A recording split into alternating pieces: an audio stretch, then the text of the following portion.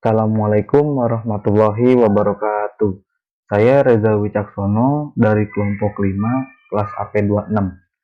Saya mewakilkan teman-teman kelompok saya yang terdiri dari Ella Indonesia, Faradi Nugraha, Iqbal Nurfahmi, dan Rizky Nurul Fahmi.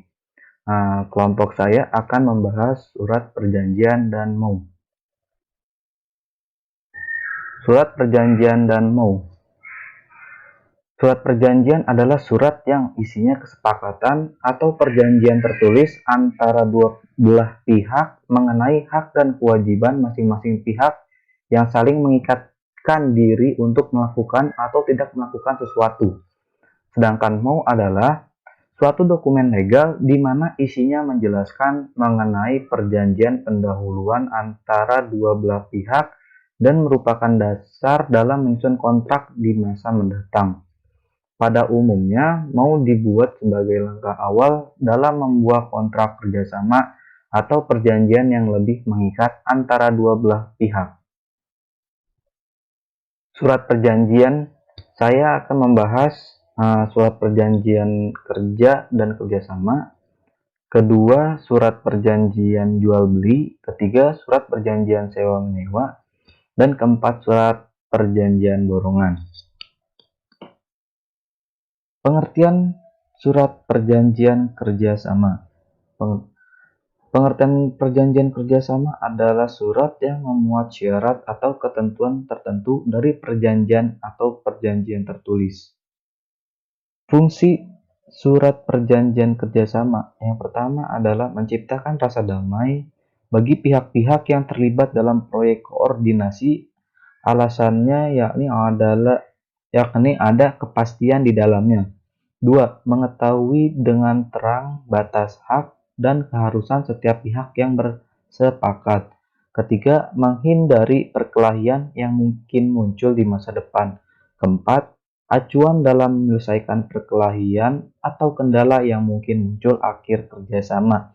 Yang kelima, di meja hijau, surat ini sanggup menjadi contoh hakim untuk menyidangkan perselisihan. For your information, surat perjanjian kerjasama. Surat perjanjian dibagi menjadi dua. Yang pertama adalah surat perjanjian autentik, yaitu surat perjanjian yang dibuat dan dihadiri atau diketahui pejabat pemerintah sebagai sanksi. Yang kedua, surat perjanjian di bawah tangan, yaitu surat perjanjian yang dibuat tanpa adanya sanksi dari pejabat pemerintah. Adapun informasi tentang surat perjanjian kerjasama yaitu syarat sah kerjasama. Yang pertama, disepakati semua pihak.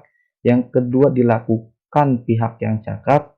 Ketiga, suatu hal tertentu. Dan empat, kausa yang halal. Struktur surat perjanjian kerjasama.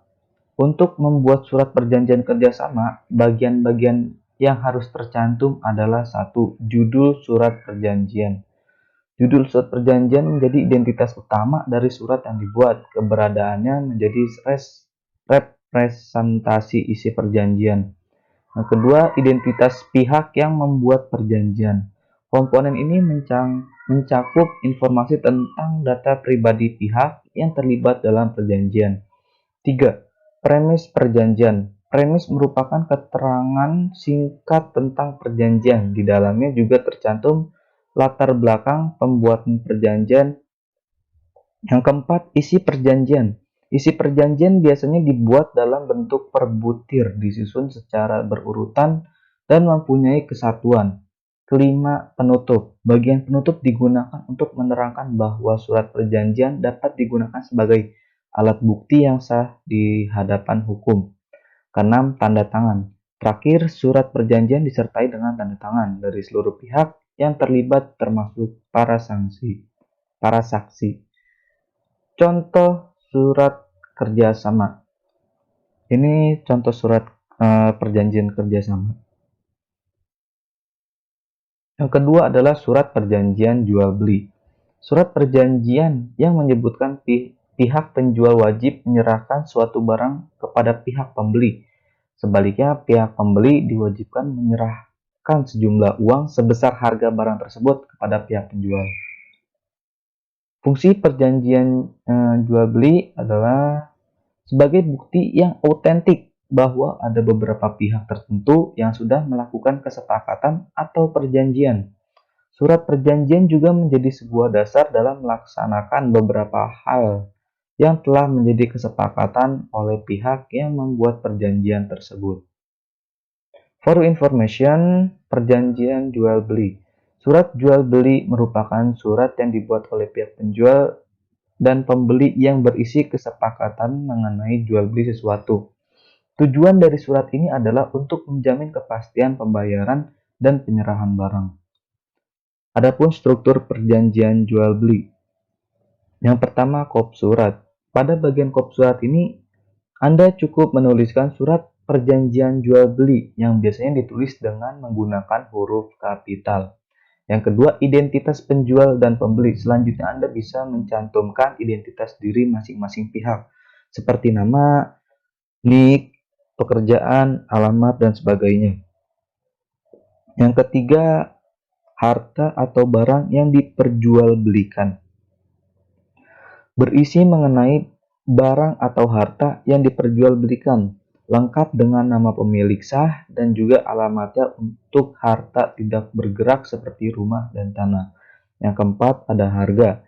Jika terjadi proses jual beli, tentu saja harus disepakati mengenai harganya terlebih dahulu. Maka dari itu, jangan lupa juga untuk mencantumkan mengenai harga. 5. Cara pembayaran. Pembayaran di sini terdiri dari dua macam dan tergantung kesepakatan untuk memilih pembayaran lunas atau cicilan. Yang keenam, hal-hal lain.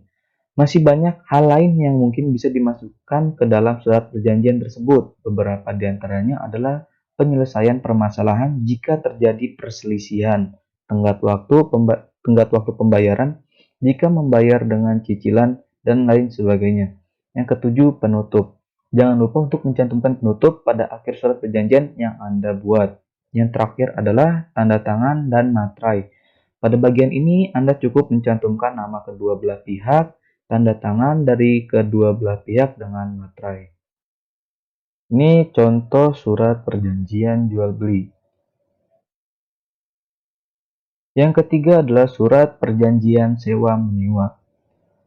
Surat perjanjian yang berisi persetujuan antara penyewa dan yang menyewakan, di mana pihak menyewa membayar sejumlah uang atas pemakaian barang tertentu milik yang menyewakan, seperti bangunan, tanah, dan lainnya. Unsur-unsur surat perjanjian sewa-menyewa. Yang satu, adanya pihak yang menyewakan dan pihak penyewa. Kedua, adanya konsensus antara kedua belah pihak. Ketiga, adanya objek sewa-menyewa yaitu barang, baik bergerak maupun tidak bergerak. Yang keempat, adanya kewajiban dari pihak yang menyewakan untuk menyerahkan kenikmatan kepada pihak penyewa atas suatu benda. Yang kelima, adanya kewajiban dari penyewa untuk menyerahkan uang pembayaran kepada pihak yang menyewakan. Syarat sah surat perjanjian sewa-menyewa. Menurut ketentuan pasal 1320 KUH Perdata, untuk sahnya suatu perjanjian diperlukan 4 syarat, yaitu 1. Sepakat mereka yang mengikat dirinya.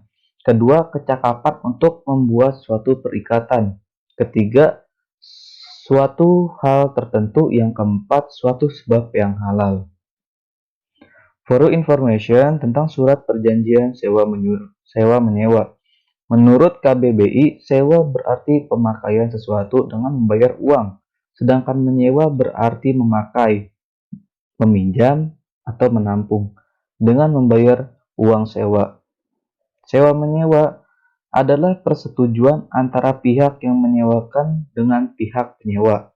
Pihak yang menyewakan menyerahkan barang yang hendak disewa kepada pihak penyewa untuk dinikmati sepenuhnya, menurut Yahya Harahap.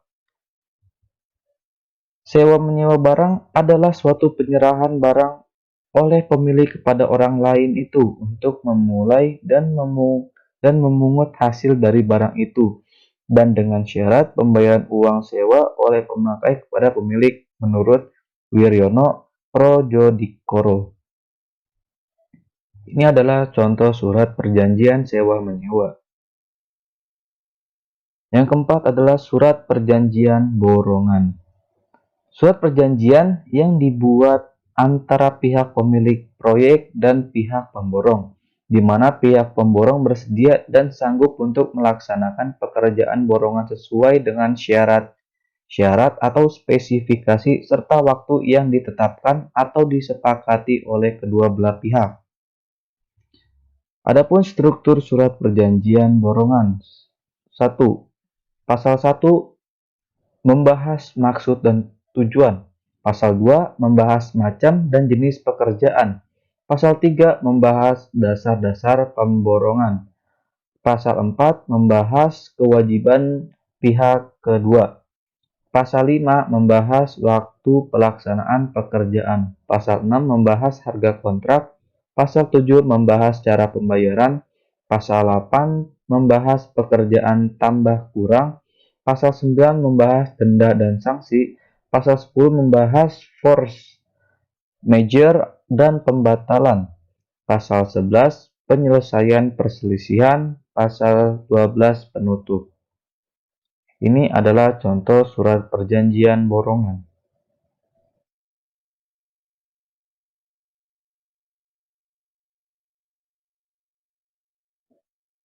Selanjutnya kita akan membahas Memorandum of Understanding atau MOU. MOU dibagi menjadi dua jenis. Yang pertama MOU berdasarkan negara, yang kedua MOU berdasarkan kehendak. For your information tentang MOU. MOU berdasarkan negara. Yang pertama, MOU yang sifatnya nasional yaitu nota kesepahaman yang dibuat di mana masing-masing pihak terkait adalah warga negara atau badan hukum di Indonesia. Yang kedua, MOU yang sifatnya internasional yaitu nota kesepahaman yang dibuat antara suatu negara dengan negara lain. MOU berdasarkan kehendak. Yang pertama, MOU yang sifatnya ikatan moral umumnya dibuat oleh para pihak terkait dengan tujuan untuk membina ikatan moral saja.